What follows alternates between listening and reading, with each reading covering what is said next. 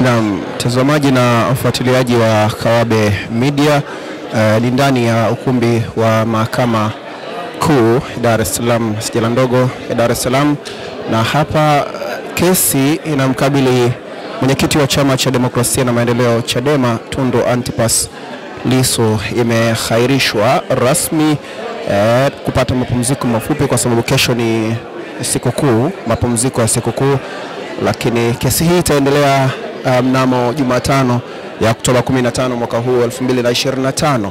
Ikumbuke kwamba bado utaratibu wa kuuliza maswali kwa Mheshimiwa Tundu Lissu unaendelea. Anamhoji maswali ya dodoso shahidi John Kihaya, kwa lugha ya kitaalamu ni cross examination. Kwa hiyo maswali bado yatakuwa yakiendelea wiki hiyo siku ya Jumatano, kumradhi, siku ya Jumatano utaratibu utaendelea kumhoji maswali ya dodoso Inspector John Kihaya ambaye ni shahidi wa upande wa Jamhuri. Kwa sasa kesi hii tayari imeshaweza kuhairishwa na hadi hapo Jumatano kesi itaweza kuendelea. Kama inavyoonekana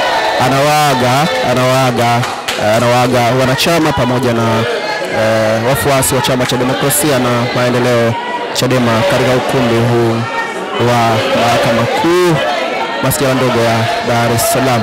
Hadi kufikia hapa sisi hatuna la ziada hadi wakati mwingine. Jina langu ni Salum Amani na hii ni Kawabe Media.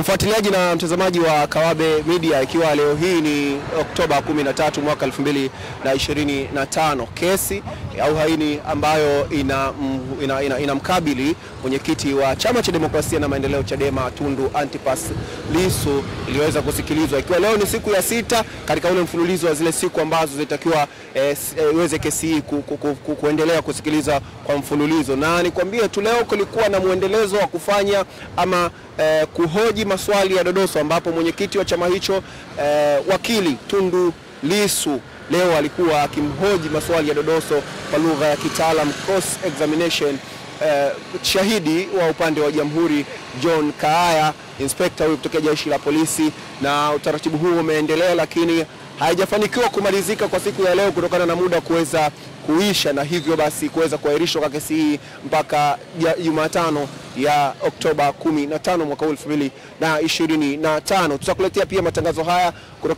kutokea hapa katika mahakama kuu ya Tanzania masjala ndogo ya Dar es Salaam, ambapo siku hiyo pia tutakuwa hapa kuhakikisha kwamba tunakuletea kila ambacho kitakuwa kikiendelea kutokea. La kwangu jina ni Salumu Amani, hadi wakati mwingine.